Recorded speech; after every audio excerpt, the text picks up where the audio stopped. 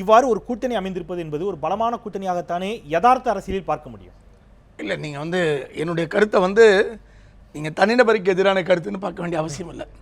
தமிழ்நாட்டில் விஜயகாந்த் கட்சி தொடங்கிய காலத்தில், இன்றைக்கி இல்லை, அவர் கட்சி தொடங்கிய காலத்தில் திமுகவுக்கும் அதிமுகவுக்கும் மாற்றாக விஜயகாந்துடைய கட்சி தொடங்கினதை வரவேற்று தான் என்னை போன்றவர்களெல்லாம் அன்றைக்கி பேசியிருக்கிறோம். அன்றைக்கி அது தேவைப்படுகிறது, இந்த மாற்று தேவைப்படுகிறதுன்னு. ஆனால் கடந்த 10 ஆண்டுகளில் அவருடைய அரசியல் எப்படி இருந்திருக்கிறதுன்னு பார்க்கிற போது, குறிப்பாக 5 ஆண்டுகளில் ஒரு எதிர்க்கட்சி தலைவராக எதிர்க்கட்சியாக எந்த பொறுப்பான அரசியலையும் அவர் செய்யலை. அதில் அவர் தவறிட்டார் அடிப்படையில். அதனால் அவருக்கு ஏற்கனவே இருக்கிற வாக்கு சதவீதம் அப்படி இருக்கும் என்பதே ஒரு கற்பனை தான். அதுவே எல்லாரும் நம்பிக்கொண்டிருக்கிற கற்பனை தான். உண்மையில் என்னென்னு பார்த்தீங்கன்னா, என்னுடைய கணக்கீட்டின்படி அவருக்கு 3லிருந்து 5% மேலே வாக்குகள் இருக்கக்கூடிய வாய்ப்பே கிடையாது. இது நான் ரொம்ப ஆங்கிலத்தில் சொன்ன மாதிரி சேரிட்டபிள் இதுதான். இதுவே பெரிய மனசோட சொல்றது தான் அது. ஆனா 3லிருந்து 5% உண்மை. ஆனா என்ன பிரச்சனைனா, வேலுச்சாமி சார்ந்திருக்கிற அமைப்பெல்லாம் இருக்காங்கல்ல, திமுக காங்கிரஸ் கூட்டணி எல்லாம், அவர்கள் இருக்கிற நிலைமையில அவங்களுக்கு எங்கேயாவது ஒரு 3 கிடைச்சாலும் சரி, 5 கிடைச்சாலும் சரி, இன்னும் 7 கிடைச்சாலும் சரி, அதை கூட சேர்த்துக்கணுங்கிற கட்டத்தில் அவங்க இருக்காங்க. அதனால தான் அவங்க இவர் அழைச்சிக்கிட்டு இருந்ததும் பேசிக்கிட்டு இருந்ததும் அதுதான் காரணம். அவங்க கூட்டணிக்கு எங்க இருந்தாவது ஒரு மக்கள் நல கூட்டணி இதான் சூழல்.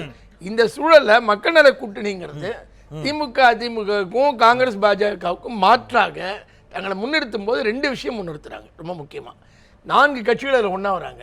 வைகோவுடைய மதிமுக, இடதுசாரி கட்சிகள் 2 பேரும், விடுதலை சிறுத்தைகள், 4 பேருக்குள்ள பல விஷயங்களை கருத்து வேறுபாடுகள் உள்ள அம்சங்கள் உண்டு. ஈழத்தை பற்றின கருத்தில் வேறுபாட்டு கருத்து உண்டு.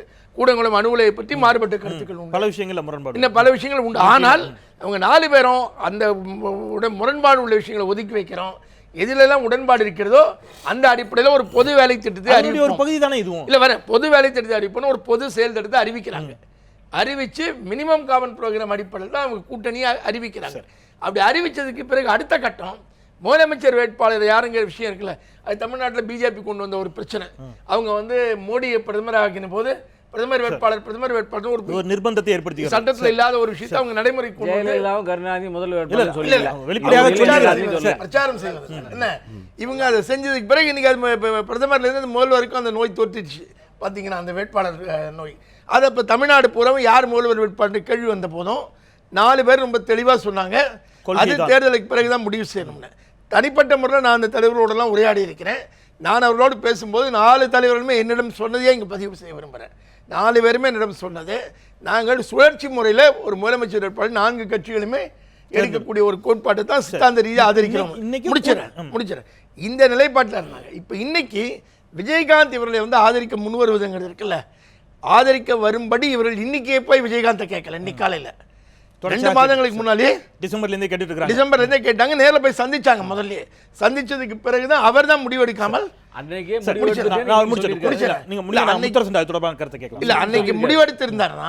அன்னைக்கு முடிவெடுத்திருந்து இவர்களோடு இவர் போயிருந்தாருன்னா விஜயகாந்துடைய நம்பகத்தன்மையை பாதிக்கப்பட்டிருந்தார். நான் அந்த இடத்துல இருக்கிறேன். அதாவது குறைந்தபட்ச கொள்கை திட்டத்தில் 2 விஷயம் பாக்கி இருக்கு. அப்ப விஜயகாந்த் இவர்களோடு வருவதா இருந்தால் நான் என்ன எதிர்பார்க்கிறேன்னா, என்னை போன்ற வெளியில இருந்து ஆதரிக்கக்கூடியவர்கள் குறைஞ்சபட்சம் 2 விஷயத்தை எதிர்பார்க்கிறோம். ஒன்று, முதலமைச்சர் வேட்பாளர் யார் என்பதை இப்போது முடிவு செய்ய வேண்டிய தேவையில்லை, தேர்தலுக்கு பிறகு பார்ப்போம் என்று சொல்லுகிற ஒரு உறுதி, ஒரு பக்குவம் விஜயகாந்த். 2வது விஷயம் குறைந்தபட்ச செயல் திட்டம் முன் வச்சிருக்காங்கல்ல, அதை நாங்கள் ஏற்றுக்கொள்கிறோம். குறைந்தபட்ச 2மே இல்லங்க. திருமுத்தரசன், குறைந்தபட்ச செயல் திட்டத்தை ஏன் தேமுதிகவை ஏற்றுக்கொள்ள செய்ய இவர்களால் இயலவில்லை அப்படிங்கிற ஒரு கேள்வியை ஞானி வைக்கிறார். எங்களுடைய குறைந்தபட்ச செயல் திட்டம் தான் எங்களுடைய முதலமைச்சர் வேட்பாளர் என்று நீங்கள் அத்தனை பேரும் சொல்லி வந்தீர்கள். இதே அரங்கில் நேற்று ஒளிபரப்பப்பட்ட வைகோவுடனான என்னுடைய நேர்காணலில் அவர் இதே சொன்னார், முதலமைச்சர் வேட்பாளரை நாங்கள் அறிவிக்க மாட்டோம்னு சொன்னார். இப்பொழுது விஜயகாந்த் முதலமைச்சர் வேட்பாளராக முன்னிறுத்தப்பட்ட நிலையில் உங்களுடைய பழைய முதலமைச்சர் வேட்பாளரான அந்த கொள்கை வரைவு திட்டம் என்ன ஆயிற்று? அந்த முதலமைச்சர் வேட்பாளருக்கு இப்பொழுது வேலை இல்லையா? ஏன்னா ஒரு 2 முதலமைச்சர் வேட்பாளர் இருக்க முடியாது, ஒருத்தர் தான் இருக்க முடியும். யார முதலமைச்சர் வேட்பாளர் நிறுத்த போறீங்க? உங்களுடைய கொள்கை திட்டத்தையா அல்லது விஜயகாந்தையா? சொல்றேன்.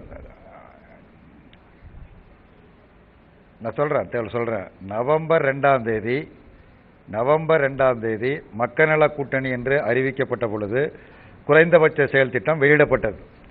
அன்றைக்கு பத்திரிகையாளரிடத்திலே நாங்கள் முதலமைச்சர் வேட்பாளர் இப்பொழுது அறிவிக்க மாட்டோம், தேர்தலுக்கு பின்னர் தான் அறிவிப்போம் என்று நாங்கள் அறிவித்து விட்டோம். பிறகு திரு விஜயகாந்த் அவர்கள் மக்கள் நல கூட்டணியுடைய கொள்கை, நாங்கள் வெளியிட்டிருக்கிற குறைந்தபட்ச செயல் திட்டம் நல்ல கொள்கை என்று அவர் அறிவித்தார். இவை அனைத்து பத்திரிகைகளிலும் தொலைக்காட்சிகளிலும் வந்திருப்பதை நீங்கள் மறுக்க மாட்டீர்கள் என்று நான் கருதுகிறேன். ஒன்று. இதற்கு பிறகுதான் நாங்கள் அவரை சந்திக்கின்றோம்.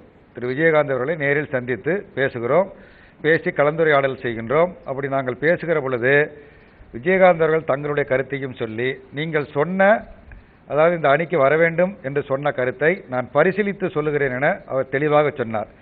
பரிசீலித்து சொல்லுகிறேன் என்று சொன்னதற்கு பிறகு நாங்கள் தொலைக்காட்சிகளில், ஊடகங்களில், பத்திரிகையாளர்கள் கேட்கிற பொழுது நாங்கள் அழைப்பு விடுத்திருக்கிறோம், அவர் பரிசீலித்து சொல்வதாக சொல்லியிருக்கிறார் என்று நாங்கள் திரும்ப திரும்ப இதை சொல்லிக் கொண்டு வந்தோம்.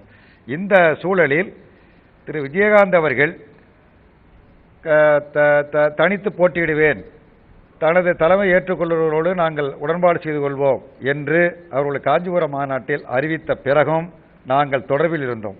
அப்பொழுது பத்திரிகையாளர் கேட்ட பொழுது, விஜயகாந்தை நீங்கள் அழைத்திருக்கிறீர்கள், அவர் வருவாரா என்று கேட்கிற பொழுது நாங்கள் அழைத்திருக்கிறோம், வரலாம், வருவார் என்ற நம்பிக்கையோடு இருக்கிறோம் என்று சொன்ன பொழுது பத்திரிகையாளர் கேட்ட கேள்வி, அப்படி வந்தால் நீங்கள் முதலமைச்சராக ஏற்றுக்கொள்வீர்களா என்று கேட்டார்கள்.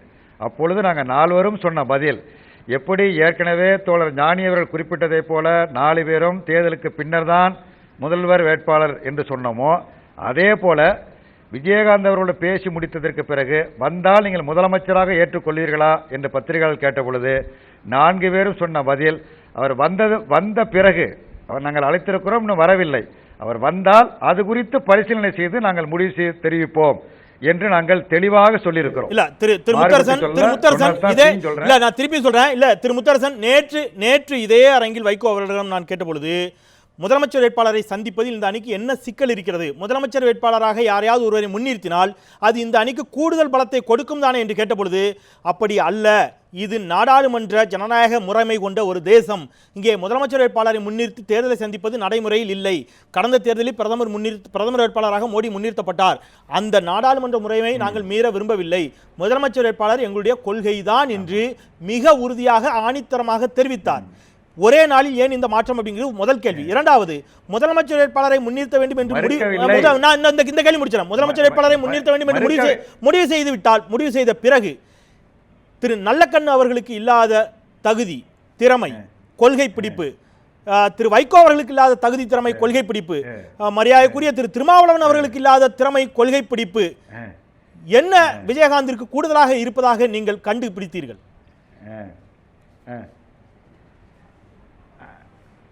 அதாவது இது முதல்ல நாங்கள் சொன்னதை நான் சொல்லலைன்னு மறுக்கலை. முதல்வர் வேட்பாளர் தேர்தலுக்கு பின்னர் தான் அறிவிப்போம் என்று 4 பேரும் சொன்னோம். ஞானியிடத்தில் தனித்தனியாக பேசுகிற பொழுதும் சொன்னோம், ஊடகத்தில் சொன்னோம், பத்திரிகையாளர் சொன்னோம், நேற்று வரையிலும் கூட சொன்னோம். இதை சொல்லுகிற பொழுதே சேர்த்து சொன்னதையும் கவனிக்க வேண்டும். முதலமைச்சர் விஜயகாந்த் அவர்கள் எங்கள் அணிக்கு வந்தால் நீங்கள் முதலமைச்சராக ஏற்றுக்கொள்ள என்று கேட்கிற பொழுது, அவர் வந்த பிறகு அது குறித்து நாங்கள் கலந்து ஆலோசனை செய்து சொல்வோம் என்று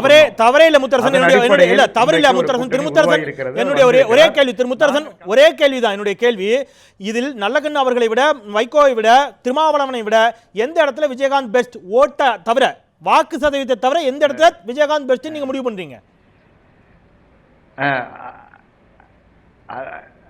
அதாவது தோழர் நல்ல மதிப்பிற்குரிய நல்லக்கண்ணு அவர்கள் முதலமைச்சருக்கு தகுதியானவர் தான், வைகோ அவர்களும் முதலமைச்சர் தகுதியானவர் தான், விஜயகாந்த் அவர்களும் தகுதியானவர் தான், அதே போல இது திருமாவளவனும் தகுதியானவர் தான், அதே போல விஜயகாந்த் அவர்களும் தகுதியானவர் தான். தகுதி இல்லை என்று சொல்ல முடியாது. தகுதி ஒருவருக்கு தகுதியே இல்லை என்று சொல்ல முடியாது. அண்ணா முதலமைச்சராக உள்ளது 6 மாத காலத்திற்கு கூட அண்ணாவால் ஆட்சி நடத்த முடியாது என்று காங்கிரஸ் விமர்சனம் செய்தது. இப்படி ஒவ்வொரு தூரம் முதலமைச்சராக பொழுது கெஜ்ரிவால் முதலமைச்சராக வந்த பொழுது இவரால் ஆட்சி நடத்த முடியாது என்று தான் காங்கிரஸ் கட்சி நடைமுறையில் திரு முத்தரசன், நான் விஜயகாந்தின் திறமையோ அல்லது விஜயகாந்தையோ குறைத்து மதிப்பிடுவதில்லை. நான் என்னுடைய திருப்பி கேள்வி, இவர்களை விட, ஏன்னா திருமாவளவனை தாண்டி பொதுவாக தலித் முதலமைச்சர் என்ற ஒரு கொள்கை சார்ந்த ஒரு வாசகம் முன்வைக்கப்பட்ட போது அதை மக்கள் நல கூட்டணி ஏற்க மறுத்தது. அந்த இடத்துல இன்றைக்கு விஜயகாந்தை முன்னிறுத்தீர்கள் என்று சொன்னால் இவர்கள் எல்லோரையும் விட மறுக்கவில்லை.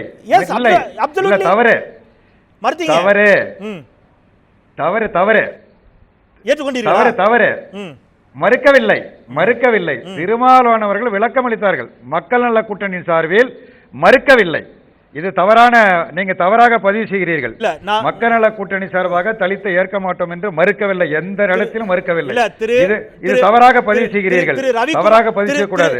தோழர் திருமாவளவன் அவர்களே, தோழர் திருமாவளவன் அவர்களே, திரு ரவிக்குமாருடைய சொந்த கருத்து என்று சொன்னது மறுப்பதா இல்லையா? இது மக்கள் நல கூட்டணியின் கருத்து அல்ல, ரவிக்குமாருடைய சொந்த கருத்து. நல்லா தெரிஞ்சங்க, தோழர் ரவிக்குமார் அவர்கள் கேளுங்க. இல்ல ரவிக்குமார் சொன்னது 2013 அவர் சொன்ன கருத்தை இப்பொழுது சொன்னதாக எடுத்து போட்டு அது ஒரு பிரச்சாரம் செய்ய முயற்சித்தார்கள். அந்த முயற்சியை திருமாவளவர்கள் முறியடித்து இது தவறான கருத்து அப்படி அந்த மாதிரியான அவருடைய சொந்த கருத்து சொன்னது 2013. அப்பொழுது விவாதிக்காதவர்கள் ஏன் இப்பொழுது விவாதத்திற்கு வருகிறார்கள்? வேண்டுமென்றே இந்த பிரச்சனையை கிளப்பி மக்கள் நல கூட்டணியை உடைப்பதற்குள்ள முயற்சிகளை மேற்கொள்கிறார்கள்.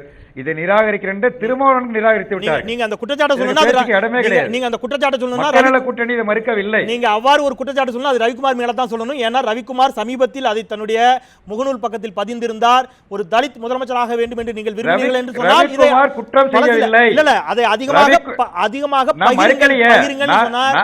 நான் சொல்றத கேட்டுங்க தோழர், நான் சொல்றத கொஞ்சம் கேட்டுங்க. 2013 ஆண்டு ரவிக்குமார் தனது சொந்த கருத்தாக இந்த கருத்தை சொன்னார். அவர் சொல்லுகிற பொழுது என்ன சொன்னார் என்று சொன்னால், பல்வேறு மாநிலங்களில் தலித்துகள் முதலமைச்சராக வருவதற்குள்ள வாய்ப்பு ஏற்பட்டதற்கு முதலமைச்சராக வந்திருக்கிறார்கள். ஆனால் தமிழ்நாட்டில் குறைந்தபட்சம் விவாதத்திற்கு கூட வரவில்லையே என்று தனது மன ஆதங்கத்தை 2013 சொன்னதை 2016 ஆண்டு எடுத்து தலித்து முதலமைச்சராக வருவாரா என்று பிரச்சனை கிளப்பு அந்த பதிவை மீண்டும் அவர்தான் போட்டார். நான் ஞானி வைத்த ஒரு கேள்வி வச்சுட்டு இந்த சுற்றுல நான் இந்த சுற்றுல ஒரு சிறிய இடைவெளிக்கு சொல்லி ஞானி வைத்த ஒரு கேள்வி மட்டும் வைக்கிறேன். குறைந்தபட்சம் அவ்வாறு அறிவிக்கணும்னு முடிவு செய்தால் கூட இவர்கள் வைத்த அந்த குறைந்தபட்ச செயல் திட்டத்தை விஜயகாந்தை ஏற்றுக்கொள்ள செய்திருக்க வேண்டும். மக்கள் நல கூட்டணிக்குள் அவரை கொண்டு வந்திருக்க வேண்டும். இன்றைக்கு திரு வைகோ அவர்கள் கூட இந்த வார்த்தையை பயன்படுத்துகிறார். இது விஜயகாந்த் அணிங்கிறார். இப்ப நாங்க இதை மக்கள் நல கூட்டணின்னு அழைக்கிறதா, விஜயகாந்த் அணின்னு அழைக்கிறதா? ஏன் மக்கள் நல கூட்டணிக்குள் விஜயகாந்தை கொண்டு வருவதில் கூட உங்களுக்கு இவ்வளவு தயக்கம்? மக்கள் நல கூட்டணிக்கு இத்தனை தொகுதி, விஜயகாந்துக்கு இத்தனை தொகுதினா இது எப்படி புரிஞ்சுக்கிறது? அதாவது இப்போ நல்லா நம்ம புரியுற மாதிரி தான் சொன்னோம், புரியுற மாதிரி தான் விஜயகாந்த் சொன்னார், இது திரு அண்ணன் வைகோ சொன்னார். நான் சொல்றது நல்லா கேட்டுங்க. மக்கள் நல கூட்டணிக்கு வருவதற்கு முன்னதாகவே திரு விஜயகாந்த் அவர்கள் மக்கள் நல கூட்டணியுடைய கொள்கை நல்ல கொள்கை என்று அவரே, நாங்கள் கேட்காம அவரே சொல்லிட்டார். அதற்கு பிறகுதான் எங்களுடைய சந்திப்புகள் எல்லாம் நடைபெறுகிறது என்பதை நீங்கள் கவனத்தில் கொள்ள வேண்டும். அதே போல இன்றைக்கு எழுதி படிக்கப்பட்ட வாசகத்தில் மக்கள் நல கூட்டணிக்கும் தேசிய முற்போக்கு திராவிட கழகத்திற்கும் உடன்பாடு ஏற்படுத்தப்பட்டிருக்கிறது. அந்த அடிப்படையில் அந்த கட்சிக்கு ஒரு பெரிய கட்சி என்கிற முறையில் 124 இடங்களும், மக்கள் நல கூட்டணிக்கு 110 இடங்களும் என்று பகிரங்கமாக இன்றைக்கு அறிவித்து கையெழுத்து போட்டு நாங்கள் அறிவித்திருக்கிறோம். என்ன தவறு? எதை நீங்கள் தவறாக கருதுகிறீர்கள்? எதையுமே தவறாக கேட்கல. ஏன் அவர் என்ன தவறு இருக்கிறது? தவறே இல்ல திரு முத்தரசன். மக்கள் நல கூட்டணியின் கொள்கை சிறப்பு என்று அவரே சொன்னார்னு சொன்ன பிறகு மக்கள் நல கூட்டணியில் ஏன் அவர் தன்னை இணைத்துக் கொள்ளவில்லை என்பது மட்டும்தான் கேள்வி. கொள்கைகளை நேசிக்கக்கூடிய ஒரு அணியில் ஏன் தன்னை இணைத்துக் கொள்ளல விஜயகாந்த்? ஏன் வர வேண்டாம்? அவர் அவர் தனித்து நிற்பேர் என்று அறிவித்து விட்டார். அவங்களுடைய மகாநாட்டில், காஞ்சிபுரம் மகாநாட்டில் அறிவித்து விட்டார். இதுவும் உங்களுக்கு தெரியும், ஒளிபரப்பி இருக்கிறீர்கள். அப்படிப்பட்டவர் இன்னும் நாங்கள் ஏற்கனவே ஒரு அணியை உருவாக்கி விட்டோம். அவரே சொல்றார் மக்கள் நல கூட்டணி கலைக்கக்கூடாது, அந்த கூட்டணி தொடர வேண்டும், அது ஒரு நல்ல கூட்டணி, பெரும் முயற்சி செய்திருக்கிறீர்கள். மக்கள் நல கூட்டணியோடு நான் உடன்பாடு செய்து கொள்கிறேன். தேசிய முற்போக்கு திராவிட கழகமும் மக்கள் நல கூட்டணியில் உடன்பாடு ஒரு சிறிய இடைவெளிக்கு போகிறேன். மக்கள் நல கூட்டணியில் அவர் தனித்து நிற்கிறார், அப்படி எடுத்துக்கிறேன். சரி, நான் ஒரு சிறிய இடைவெளிக்கு போகிறேன். இடைவெளிக்கு பிறகு நிச்சயமா மீண்டும் தொடர்கிறேன். இடைவெளிக்கு பிறகு உங்களிடமிருந்து தொடரலாம் என்று நினைக்கிறேன். ஒரு சிறிய இடைவேளைக்கு பிறகு மக்கள் நல கூட்டணியில் விஜயகாந்த் தன்னை இணைத்துக் கொள்வதில் இருக்கக்கூடிய நடைமுறை சிக்கல்கள் என்ன? கூட்டணி ஆட்சி அது உறுதி என்று இன்றைக்கு அறிவித்திருக்கிறார்கள். இந்த கூட்டணி ஆட்சியில் அமைச்சரவை பங்கீடு மட்டுமே நடைபெறுமா, அல்லது முதலமைச்சர் வேட்பாளர்களும் ஞானி சொல்வது போல் சுழற்சி முறையில் முதலமைச்சர் வேட்பாளர்களுக்கான வாய்ப்புகளும் கொடுக்கப்படுமா? இது போன்ற கேள்விகளோடு பயணிக்கலாம் ஒரு சிறிய இடைவேளைக்கு பிறகு.